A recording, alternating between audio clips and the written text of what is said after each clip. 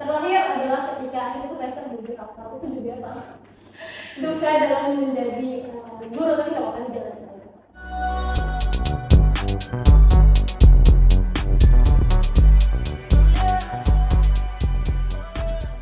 Oke, assalamualaikum warahmatullahi wabarakatuh. Assalamualaikum. Bertemu lagi dengan kami di STF Niskayam AB. Dan kali ini kita akan melaksanakan podcast Chat and Chill kembali dengan salah satu narasumber, yaitu salah seorang guru bahasa Inggris dari SMP Negeri 6 Banjarmasin ya? Oh iya, oke. Tapi sebelum kita masuk ke segmen inti, ke bagian inti terlebih dahulu, kita akan memperkenalkan apa itu Chat and Chill. Jadi, should I call you Miss, Bu, or what? Anything. Oh, yeah. Anything that you want, anything that you want. Kak Sari or Bu Sari or Miss Sari, anything. But usually your students call you Miss, Miss, right? yeah. So I decided to call you Miss today. Right. Yeah, because our audiences will be influenced because usually the English teacher or the English lecturer usually called Miss by their students, Yeah, right? yes, correct. So in this occasion, I would like to introduce about the Chat and Chill ya. Jadi Chat and Chill ini merupakan sebuah program podcast terbaru yang dilaksanakan oleh STF Niskayam AB. Ya, tujuannya untuk mengasah komunikasi ya, atau kemampuan speaking dari anggota-anggota SA itu sendiri, dan juga memperoleh informasi dari narasumber yang kami undang. Biasanya Chat and Chill ini juga menghadirkan tamu-tamu dari internal dan eksternal kampus. Kalau untuk hari ini kita kebetulan mendatangkan tamu dari eksternal ya. Dan kebetulan karena kita ini prodi bahasa Inggris, jadi saya memutuskan untuk mengundang salah satu guru bahasa Inggris supaya kita bisa dapat tips-tips bagaimana cara mengajar, bagaimana cara menghadapi siswa-siswa dan lain sebagainya. Pokoknya yang berkaitan tentang pengajaran lah, seperti itu. Oke, langsung saja kita masuk ke pembahasan inti terlebih dahulu. Okay, Miss, first of all, could you please introduce yourself for a minute? Right. I can introduce myself first. My complete name is Sarina, but my students call me Miss Sari, and my friends also call me Miss Sari because I am an English teacher. Anyway, yeah. Tell us more. Okay. More about yourself. Okay, more about myself. Right. I'm 28 years old, and I'm not that young anymore. And also I teach not only in SMP Negeri Banjarmasin, tapi aku juga ngajar di beberapa tempat di sekolah Takris juga. Tapi sebagai guru pengajar bahasa Inggris tentunya. Selain dari mengajar, aku juga membantu menerjemahkan teks-teks berbahasa Inggris di kantor kuasa hukum namanya PLF Bapak Angga Pawito di Sultan. Itu juga pekerjaan sampingan. So not only as an English teacher, I'm also a translator for like a small school. Oh iya. Jadi seperti yang diceritakan oleh narasumber ini, bahwasanya lulusan pendidikan bahasa Inggris itu tidak hanya harus menjadi guru ya, banyak opsi berarti. Tidak cuma harus jadi guru, bisa jadi penerjemah. Penerjemah ini bisa jadi dua sisi juga kan, nggak cuma penerjemah dalam lisan tapi juga secara tulisan. Betul. Translator dan interpreter. Ya. Kalau Anda ini berarti translator. Ya. Oke. Sejak kapan Anda mulai berencana untuk menjadi seorang guru bahasa Inggris dan alasannya kenapa? Oke, sebenarnya kalau rencana menjadi guru bahasa Inggris itu bukan cita-cita awal. Terdengar klise ya, orang-orang juga dulu waktu kecil pasti cita-citanya bukan sebagai kebanyakan bukan pekerjaan yang dimiliki sekarang. Kan dulu aku maunya kerjaan di tempat terkait dengan politik, dulu terkait dengan politik, akan tetapi karena lingkungan di rumah, ayah, ibu, kemudian saudara dan guru, jadi semacam lingkungannya itu mendukung untuk menjadi guru. Lalu seiring berjalannya waktu mendaftar di Tarbiyah, kalau dengerin kan Fakultas Tarbiyah, diterimanya di Fakultas Pendidikan dan khususnya bahasa Inggris. Outputnya adalah orang yang diharapkan bisa mengajarkan bahasa Inggris. Dari situ aku menyadari bahwasannya oke, memang pekerjaan guru yang dimiliki oleh orang tua, saudaraku itu adalah pekerjaan yang mulia, sehingga ketika aku di jurusan bahasa Inggris dan juga mata pelajaran yang aku suka dulu untuk sekolah adalah pekerjaan yang tepat, ya, pekerjaan utama yang tepat, walaupun memiliki pekerjaan lain selain dari guru bahasa Inggris. Oke. Kira-kira sesuai yang Anda jelaskan tadi, kira-kira apa aja keuntungan dan manfaatnya bagi Anda ya, menurut Anda berdasarkan pengalaman yang telah Anda tempuh sejauh ini? Keuntungan menjadi guru bahasa Inggris sebenarnya. bermanfaat menjadi seorang guru bahasa Inggris itu apa aja kira-kira? Sebenarnya secara umum keuntungan menjadi guru bahasa Inggris itu adalah kemampuan berbahasanya. Jadi berbahasanya itu yang sangat membantu dalam, terutama karena kita sudah lulus kuliah ya, pasti kita menginginkan menjadi orang yang berkarir sesuai dengan bidang kita. Nah itu sangat mendukung ketika ada hal-hal yang berbau bahasa Inggris, misal ada orang asing yang datang ke sekolah, aku jadi garda terdepan untuk menghadapi misalnya jadi translator kepala sekolah dengan orang asing itu, atau juga membangun relasi dengan sesama guru bahasa Inggris, at least di kota Banjarmasin, dan sekarang juga membangun relasi dengan guru bahasa Inggris di seluruh Indonesia karena acara tertentu yang mempertemukan kami, sehingga kalau ada momen-momen kerjasama kami bisa sharing baik itu secara langsung atau juga lewat online. Itu adalah kelebihan yang kita dapatkan juga. Berarti manfaatnya juga lumayan banyak nih ya? Ya, lumayan banyak, dan karirku sepenuhnya saya dapatkan dari bahasa Inggris. Itu untuk saat ini, jadi sepenuhnya karirku dari bahasa Inggris. Berarti ini ya saya rasa pengalaman yang aku ceritakan ini bisa menginspirasi ya. Semoga bisa menginspirasi seluruh mahasiswa khususnya pendidikan bahasa Inggris yang sedang menempuh studi mereka saat ini. Mahasiswa ongoing ya? Iya, mahasiswa ongoing. Jadi lanjut ke pertanyaan berikutnya nih. Anda kan dominannya adalah guru bahasa Inggris. Nah, kira-kira ada tips-tips apa gitu? Tips and trick lah untuk kami sebagai mahasiswa yang kelak bakal jadi seorang guru. Iya, oke. Tipsnya adalah mungkin tidak terdengar seperti tips orang-orang yang handle public speaker yang bagus ya, tapi ini sangat natural yang kita sampaikan kepada adik-adik mahasiswa. Sekarang apabila kamu di semester awal, sangat tepat untuk kamu benar-benar serius untuk mendapatkan materi dari dosenmu. Kenapa? Karena ketika kita masih semester 1-2 kan merasa aku masih lama kuliah, jadi minat untuk mendengarkan secara baik-baiknya itu kadang kurang ya. Nah, tapi aku rasa ketika kamu lulus dan kamu menghadapi situasi kamu harus mengajarkan materi yang seharusnya sudah diajarkan oleh dosen, maka kamu akan menyesal. Oh, kayaknya dulu ini pernah diajarkan oleh Bapak si A misalnya.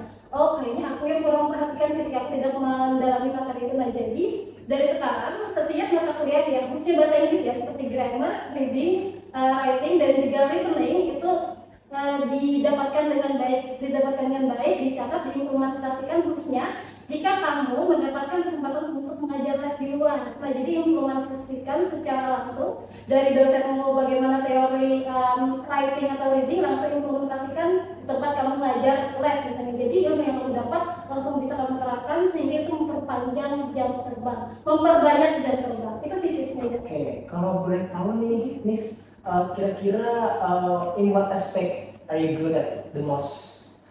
Okay, actually, I can say that I'm good at speaking actually. Yeah, from those skills that we have to master, right? Like writing, reading, vocabulary, listening. Yeah, I can say that it's speaking. The reason why you like speaking? Because I talk a lot.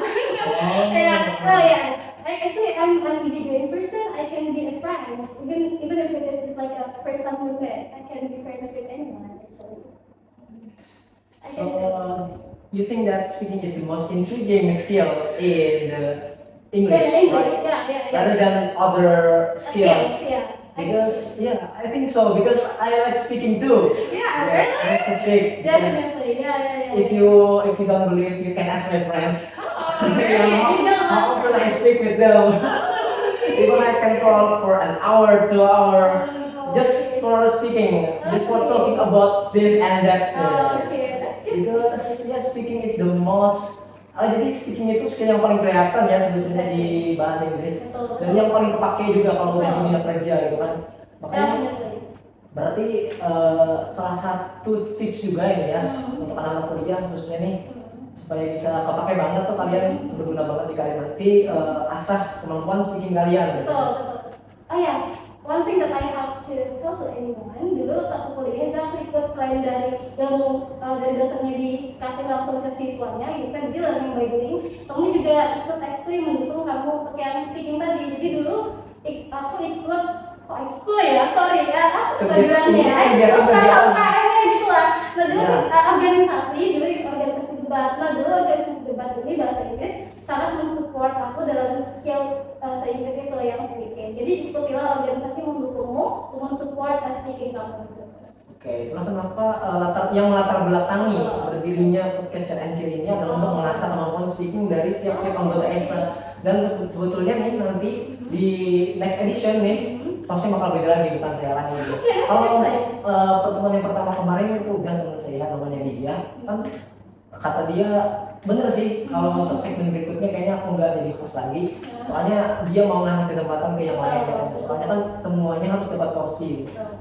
Apalagi kalau untuk podcast ini, kalau kita membiasakan diri untuk ngomong sama orang itu bakal berguna banget lah di masa depan. Oke.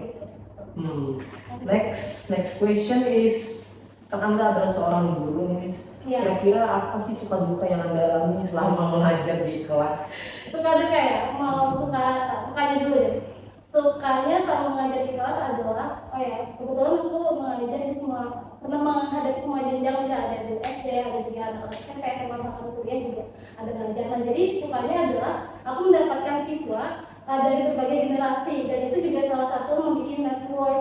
Jadi kalau kamu punya, sukanya adalah ya tadi network. Jadi ketika kita mengajar, kemudian dia jadi siswa kita, suatu saat kan dia bakal lulus dan menjadi seseorang yang jadi nih ibaratnya. Jadi aku sama sering ketemu dengan mantan ya, siswa-siswa yang dulu, dia sekarang udah sukses. Nah itu juga yang membawa peluang-peluang kita ke mendapatkan bisa network baru untuk pekerjaan yang baru misalnya. Jadi aku sangat beberapa pekerjaan ini sangat bersyukur juga didapatkan dari network yang asalnya siswa aku dulu misalnya. Itu salah satu keuntungan ketika mengajar di kelas kemudian dia lulus ya. Tapi kalau mau spesifik di kelas adalah misal aku ngajar nih bahasa Inggris kan. Jadi di kelas yang aku ajar itu ada beberapa siswa ketika SMP 6.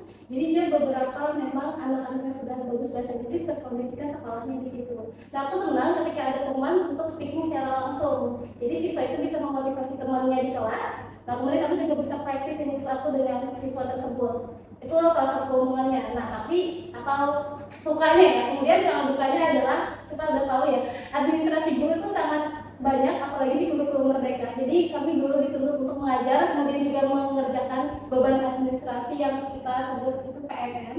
Jadi kita mengerjakan bentuk video, kemudian mengerjakan tugas akhirnya, kemudian kalau ada salah harus revisi. Nah itu sangat unik. Terakhir adalah ketika akhir semester beberapa tahun itu juga salah duka dalam menjadi guru, tapi nggak apa-apa dijalani. Terutama menghadapi siswa yang bandel gitu ya, kan nggak sedikit tuh. Di tiap kelas pasti ada aja siswa yang membandel gitu kan, yang ditagih tugas itu kayak nggak pernah ngumpul. Nah itu pasti ada. Nah kebetulan dia aku kalau punya siswa kayak itu aku ada cara tersendiri, tapi nggak tahu ini relevan atau tidak dengan semua orang. Jadi ketika punya siswa bandel itu, kita kan tahu nih secara tidak langsung kita scanning apa kesukaan dia. Dia kan sering membicarakan hal yang dia suka kan, otomatis kalau kita ajak ngobrol dengan topik itu, dia pasti akan mendengarkan kita dan jadikan itu menjadi topik dalam pembelajaran. Jadi dia memperhatikan dengan baik itu sih. Seperti halnya dia profesi-profesi lain, semuanya itu mempunyai suka dukanya masing-masing. Kelebihan dan kekurangan, kemudahan kesulitan dan lain-lain. Cuman kita sebagai orang yang sudah terlanjur melakukan di bidang itu, ya kita harus mencintai profesi itu. Karena kan dari situ kita bisa makan, dari situ kita bisa bertahan hidup, dan dari situ juga kita bisa mendapatkan berbagai macam pengalaman yang tidak pernah kita temukan sebelumnya. Oke. By the way, sebagai seorang guru, kira-kira apa metode mengajar yang biasa Anda gunakan saat di kelas supaya suasana pembelajaran itu nggak boring? Iya betul. Kalau metode sesuai dengan karena ini audiensnya juga semoga ya kebanyakan memang guru, jadi kalau mau mendengarkan ini kita bisa relate. Nah kalau kurikulum Merdeka itu ada beberapa metode yang sering aku gunakan, namanya adalah PJBL. PJBL itu adalah Project Based Learning. Jadi dalam project itu siswa tidak hanya misalnya kita satu pembelajaran, misalnya kita mau mengajarkan materi tertentu habis di hari itu ya. Kalau project itu beberapa pertemuan akan menyelesaikan sebuah topik, tapi dengan learning by doing tadi karena project ya. Misal pertemuan pertama kita menjelaskan materinya dulu, pertemuan kedua pertemuan pertama menjelaskan materi dan bagi kelompok, pertemuan ketiga mereka akan melakukan project itu. Jadi misalnya dia ada description, kita bagi kelompok, kemudian dia mendeskripsikan lokasi-lokasi di sekolah. Nah jadi pertemuan kedua dia akan outdoor kegiatannya dan akan membuat video, misalnya mendeskripsikan corner-corner yang ada di sekolah. Jadi temannya lagi speaking dan teman satunya aktif yang hobi editing misalnya. Jadi hal-hal PJBL, project based learning itu adalah metode yang sering aku gunakan ketika mengajar di kelas dan siswa. Semua, I can say that 90% of the students are actual. So, jadi kira-kira nih kan, lanjut pertanyaan selanjutnya, maksudnya untuk sejauh ini sih kan sudah banyak tuh materi yang Anda ajarkan ke siswa-siswa. Kira-kira mana materi yang paling mudah untuk diajarkan, yang paling mudah untuk dipahami oleh siswa-siswa, dan apa materi yang paling sulit kira-kira selama menjadi seorang guru? Oke. Karena aku ngajarnya di SMP ya, jadi aku akan kasih tahu materi yang susah dan mudah di ranah SMP. Nah, jadi di SMP itu yang paling mudah menurutku adalah mengajarkan teks. Itu sangat familiar di bahasa Indonesia juga ya kan, ada description, ada report, dan juga yang apa namanya, teks-teks yang memiliki definisi, memiliki struktur, memiliki language features. Itu sangat mudah karena kan itu cuma memperkenalkan definisinya apa, strukturnya apa, dan juga mereka bisa langsung latihan menjawab soal berdasarkan teks. Itu mudah untuk diajarkan materi tulis. Nah, yang susah adalah itu ada di SMP passive voice. Passive voice itu adalah materi semua grammar kan, dari present sampai dengan perfect sampai dengan model juga. Itu siswa harus memahami bentuk aktif dulu baru bisa mempasifkan. Sedangkan mengajarkan itu perlu, kalau kami kuliah itu perlu 2 semester bahkan 3 semester belajar tentang semua tenses itu, dan itu mengajarkan siswa di 2 pertemuan atau 3 pertemuan misalnya. Jadi menurutku adalah passive voice yang sangat challenging. Oke.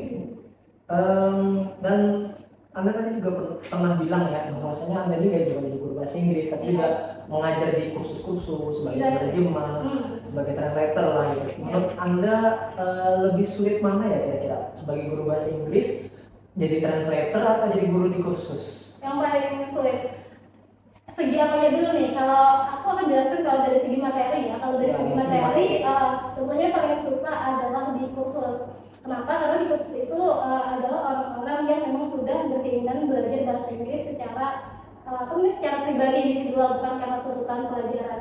Jadi juga materinya terkesan lebih tinggi daripada di sekolah-sekolah kalau dari segi materi. Nah, kemudian kalau dari segi pengendalian siswa, otomatis ya paling susah itu di sekolah ya, karena tadi ciri khas siswanya berbeda-beda itu sih. Kalau translator itu medium lah materinya, bisa dikuasai karena memang pada skopnya itu aja. Kemudian juga orang juga tidak langsung kan, kita tidak langsung ketemu orang, jadi itu biasa aja sih. Lanjut pertanyaan berikutnya nih Miss. Fenomena ini seringkali kita jumpai hampir di setiap sekolah di Indonesia. Kan itu biasanya guru-guru tuh cenderung fokusnya ke siswa-siswa yang pandai aja gitu, dan lebih mengabaikan siswa-siswa yang kurang pandai dalam mata pelajaran tersebut gitu. Kira-kira Anda termasuk guru seperti itu dan atau gimana? Oke. Itu adalah fakta ya, kita tidak bisa pungkiri ya. Tapi mungkin aku setuju, guru itu sebenarnya tidak secara sadar melakukan hal tersebut. Jadi sebenarnya kalau secara nawe guru juga tidak setuju. Itu adalah dihadapi siswa tidak berminat menjadi tidak diperhatikan lebih oleh guru. Akan tetapi menurutku apabila kita memiliki siswa yang tidak menyukai pembelajaran kita harus bisa berkomunikasi. Intinya adalah komunikasi ya. Kira-kira mereka itu bisa kita tanya, kira-kira rate pelajaran yang kamu sukai apa? Bisa dia bilangnya matematika. Kalau Inggris berapa? Gak terlalu suka Miss, kasih rate kan. Kalau bahasa Inggris berapa? Kan kita tahu tingkat ketertarik itu paling 7 Miss. Okay, let's see. If you give me 7 and if you pass 1 semester, jika kita melewati 1 semester, aku bilang apakah ratingnya naik atau tidak. Itu salah satu mengajak dia komunikasi, mengetahui ketertarikannya kepada kita, jadi kita tahu nanti bakal dibawa kemana anak ini. Jadi diajak komunikasi. Terlebih kan anak-anak Gen Z yang banyak mau, ya, betul. Yang unik-unik lah pokoknya gitu. Betul. Karena kan semakin berkembangnya zaman, orang-orang juga bakal mengalami perubahan. Betul, dan kata orang-orang sih, kalau anak zaman sekarang itu lebih susah diatur gitu kan. Gak kayak orang-orang zaman yang dulu, iya. Makin kesini orang-orang tuh kayak istilahnya kayak makin keras kepala aja gitu. Iya. Jadi kita kan harus bisa menyesuaikan lah dengan perkembangan, terutama kita sebagai seorang calon guru masa depan yang nantinya bakal menghandle banyak anak-anak tuh dari berbagai macam latar belakang, dari sifat yang berbeda-beda juga. Jadi itulah kenapa saya menanyakan pertanyaan ini tadi. Barangkali Anda mempunyai tips gitu. Oh gitu. Ya, sebenarnya I want to say one thing for you. Jadi aku kan termasuk Tasmania ya, tempat senang. Jadi ada temanku, satu teman circle yang dekat, jadi dia lahir tahun 2000 dan dia sekarang jadi guru SPK, termasuk guru Genzi menurutku. Nah jadi aku sering sharing dengan guru Genzi ini bagaimana menghadapi Genzi juga sebagai siswanya. Nah jadi dia itu kalau mengajar terkesan lebih gaul si anak Genzi ini. Dia menggunakan kata-kata yang kekinian sehingga men-trigger anak-anak untuk mendengarkan topik apa nih yang dibawa oleh ibu ini misalnya. Nah ketika aku sharing, aku ngambil apa yang bagus dari dia, aku juga kasih nih apa yang kira-kira bisa aku sharing ke dia. Oke. Pertanyaan selanjutnya yang terakhir, ada pesan nggak untuk calon-calon guru bahasa Inggris to the future teacher of English? The future of English, to the future teacher of English. Like I said before, yang kalau aku bilang tadi ya, aku sangat setuju jika guru-guru sekarang ini memperbanyak jam terbang itu. Kenapa? Karena memang posisi sekarang yang didapatkan oleh guru-guru temanku itu, mostly yang udah katakanlah sukses ya dalam bidang panggil guru, mereka dulu memang langsung terjun ke lapangan ketika masih berkuliah. Jadi dia tidak membuang waktu senggang itu untuk hanya sekedar kuliah pulang atau kegiatan yang lain dan mendukung masa depannya sebagai guru. Jadi dia langsung les ke rumah-rumah paling tidak, kemudian juga ikut organisasi, kemudian juga ikut seminar-seminar juga sangat bagus. Nah jadi kalau kamu punya banyak keperluan, ikutilah 3 hal yang aku sebutkan tadi. Perbanyak jam terbang dengan cara mengajar, kemudian ikut seminar yang terkait dengan keguruan, kemudian juga ikut organisasi yang mendukung karir kalian. Oke, sangat banyak ya tadi tips-tips untuk menjadi seorang guru, terlebih untuk the future teacher ya. Maaf pronunciation jadi saya kurang bagus. Karena saya ini ngomongnya itu yang penting orang paham. The future teacher. Jadi lidah saya itu kayak agak kerepotan gitu. Walaupun kadang kalau kenanya pasti gitu enggak apa-apa. Tapi udah banyak banget nih tips yang udah di-share gitu kan. Terus ada juga masukan-masukan yang sangat bermanfaat untuk kami sebagai mahasiswa bahasa Inggris yang di masa depan kemungkinan banyak yang akan menjadi seorang guru. Terima kasih banyak sekali lagi Miss. Oke, terima kasih juga sudah meluangkan waktunya untuk memenuhi undangan podcast kami dan memberikan pengalaman serta masukan-masukan bagi kami ya seputar bahasa Inggris dan pengajaran bahasa Inggris lah pokoknya. Dan kami juga mohon maaf seandainya selama jalannya podcast ini ya terkesan banyak kurangnya, banyak kesalahan ataupun mungkin juga sebagai host banyak terbata-bata atau misalnya kurang berkenan di hati, mungkin ada beberapa pertanyaan yang mungkin kurang mengenakan, saya mohon maaf gitu kan Kak. Untuk pemirsa terima kasih sudah menonton, jangan lupa like, komen dan subscribe. Oke, sebelum saya akhiri podcast ini kita slogan andalan dulu ya. Jadi kami punya slogan andalan nih guys. Jadi kalau kami bilang chat and chill, kita jawabnya keep it chill, keep it real. Bisa dijawab nggak? Oke. Got it? Oke, can you try? 1, 2, 3. Chat and chill, keep it chill, keep it real. Oke, terima kasih. Saya sebagai host izin pamit undur diri dari hadapan kalian semuanya. Sampai jumpa lagi di edisi Chat and Chill berikutnya. Ikuti terus konten-konten terbaru dari kami. Terima kasih banyak. Sekali lagi kami pamit undur diri. Wassalamualaikum warahmatullahi wabarakatuh. Waalaikumsalam warahmatullahi wabarakatuh. Oke, dadah.